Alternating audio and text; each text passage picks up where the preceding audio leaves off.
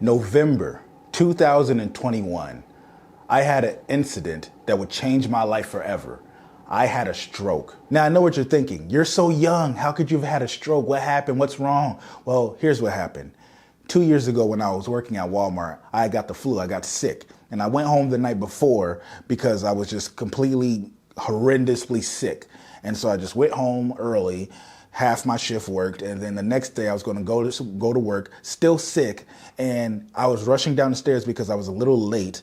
And as I was rushing down the stairs, I slipped on the steps, and the back of my neck hit one of the edges of the steps.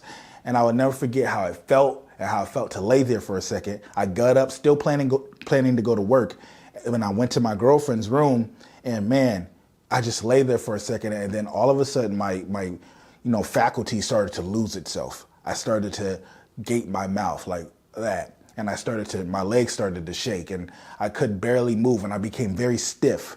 And I did not know what was happening. She became nervous, and I became nervous because this has never happened before. See, I suffer from epilepsy or seizures, so I do have seizures, and while they are under control for now, in the past they were very frequent. And so this sort of reminded me of a seizure, but it wasn't a seizure because I was completely aware of everything that's going on.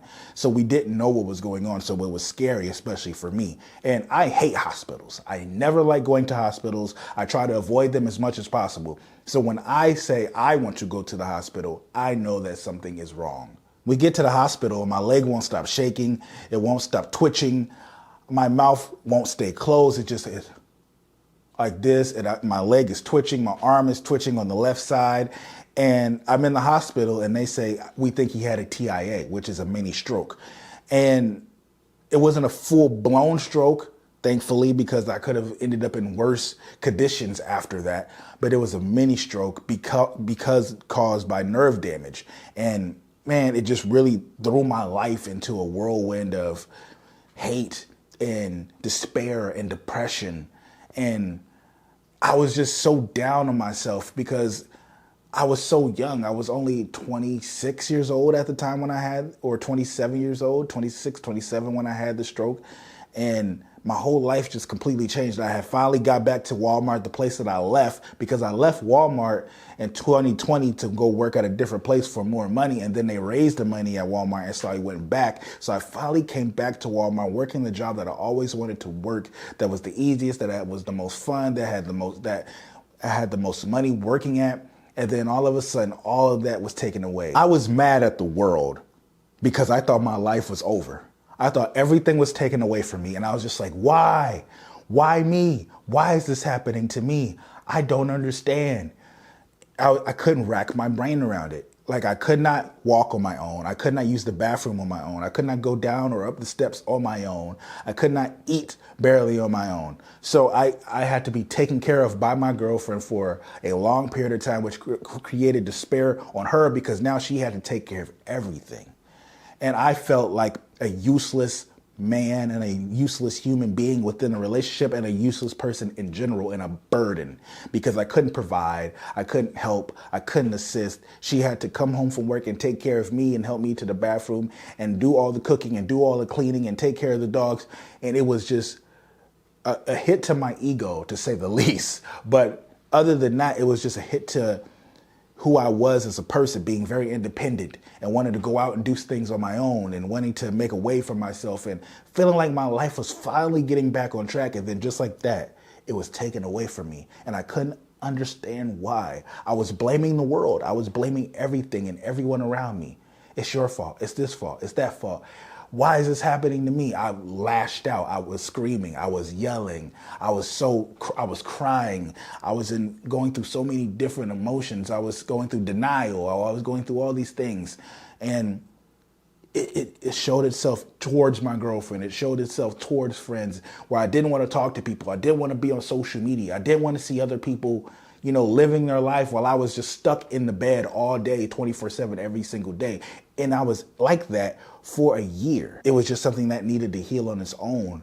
And I had to realize that this happened for a reason. Because your wants, your needs, your desires, everything that you long for and yearn for in life can become so grand and overblown that you forget to take a step back and smell the roses. You forget to take a step back and appreciate every little thing that is happening around you. And in that moment, through recovery, I got to appreciate all the small things, taking a step, doing something on my own, like wiping my own ass, taking a shower on my own, eating on my own, getting up and doing something on my own. Those little things. I never take walking for granted now. I never take my body for granted. Since then, I started working out like a big dog because I wanted to prepare myself in just in case anything like that would ever happen again. And I wanted to show my body that I appreciate it, because I do. And it just made me realize how precious life is, because there's certain things that when you can't walk, you can't talk, because my speech was also very, very, disturbed and very, very deterred from what it was. How I'm speaking now, it was very much not that, and I will not even try to emulate that. But it was, I could barely talk, and it was a stutter, and it was very slow, and it was just very difficult. And I was a music artist, so all those things were taken away from me, and it was very difficult, and it was very shot to my heart and to my ego. And in those moments, I had to see myself and see where I was going and who I am. I had to learn those things and really appreciate the simple things that we take for granted. I got to appreciate those things in those moments where just taking a step was a gift. Breathing was a gift. Eating on my own, doing things on my own, independence or interdependence in that case, was a gift. Instead of being so dependent on my girlfriend, or so dependent on my mother, or so dependent on people in the hospitals or doctors or CNAs to help or take care of me. I had to look within myself and say, what is the universe trying to tell me right now by making me sit still for a year? And then when I finally was healing, I reversed back and, had to sit again for another 6 to 8 months, because I didn't learn what I was supposed to learn. Or if I did learn it, I forgot it, and it went away from me too quick. So I was forced to sit back down and learn and look at it again. No, don't go away from this. You need to see this. You haven't learned from it yet. So I was forced to sit there. I was forced to watch, and I was forced to be within myself and be with my emotions and feel them. That's what happens a lot of times with people, is that we don't feel them because we're always having something to do. We're always going. And I knew that sometimes when things like these things happen, the universe is choosing you. It is showing you, like, hey, I'm taking you, and I'm putting you here so you can be this, so you could become this, so you could be in isolation and solitude and sit with yourself. It was like a daily meditation to be within the oneself. That's what it became. Instead of being like a pity party or sorrow or crying or anger, it became this meditation and this reflection. And I looked at life and everything so differently after that.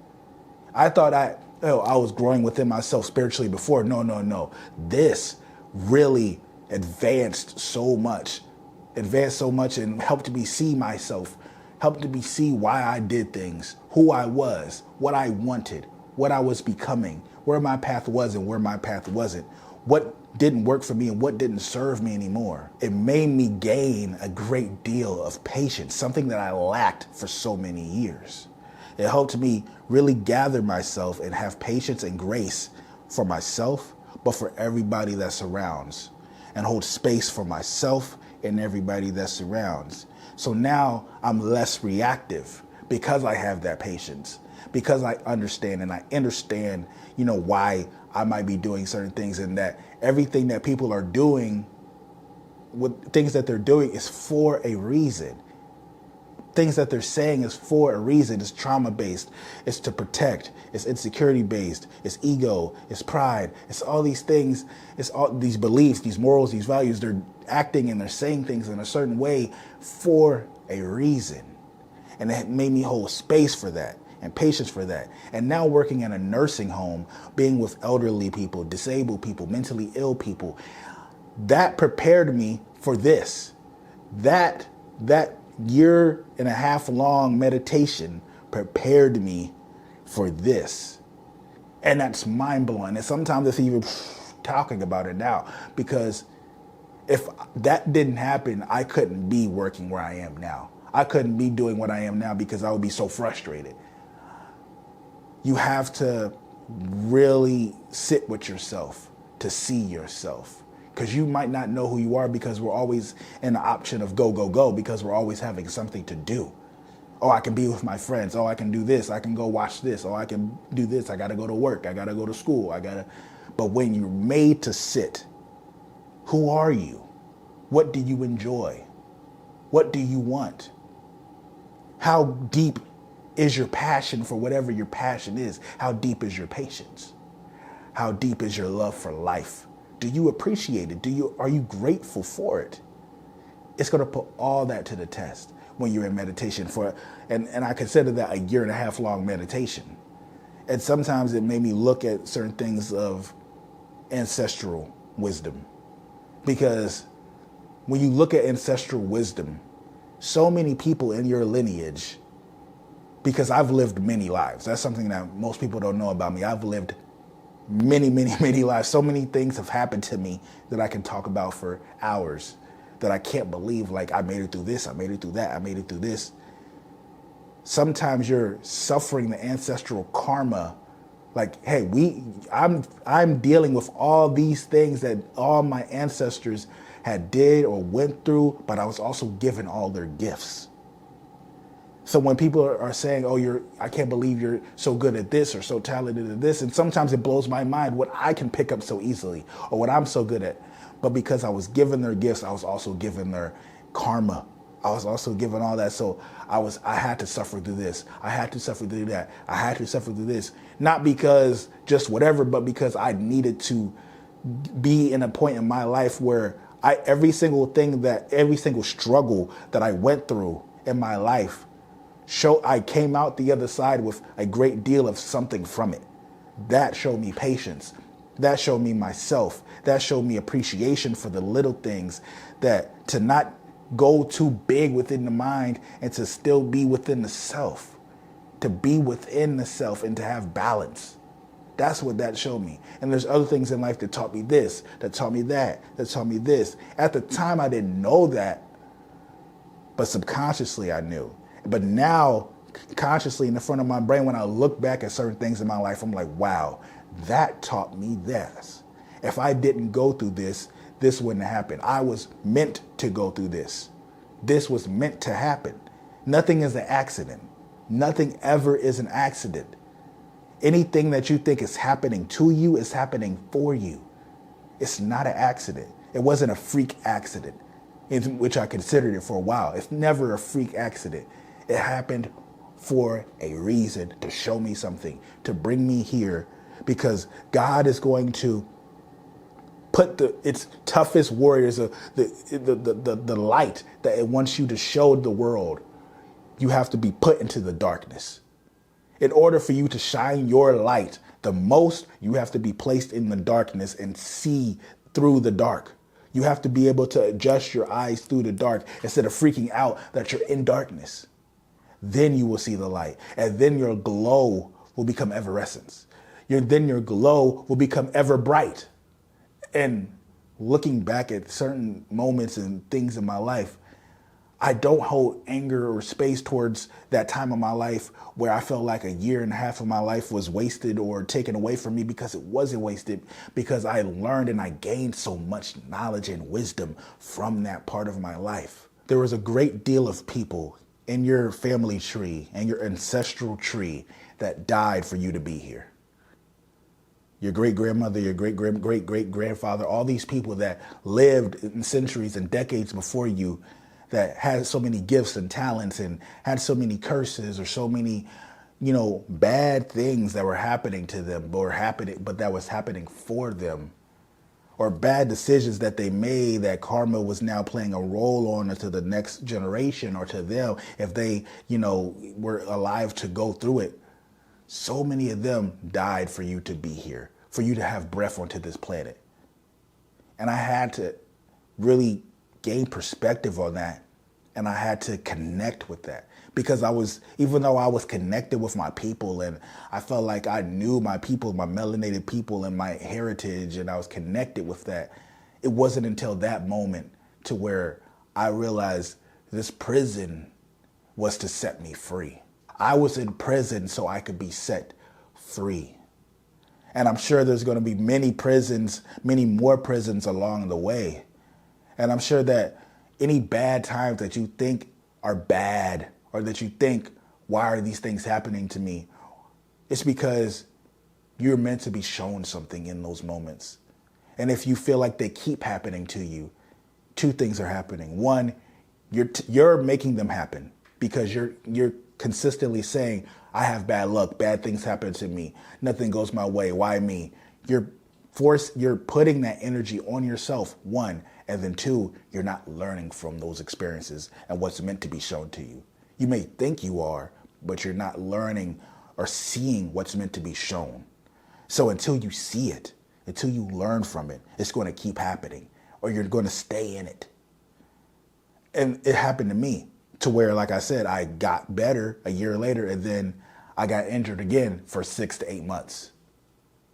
And I had to sit again. So it was almost a cry, or a battle cry, or a cry of relief to finally be back working out, because for so long that was taken away from me. I didn't wither away. I felt like I was. I felt like I was just withering away, and I was gaining weight because I was just eating and I couldn't burn anything off.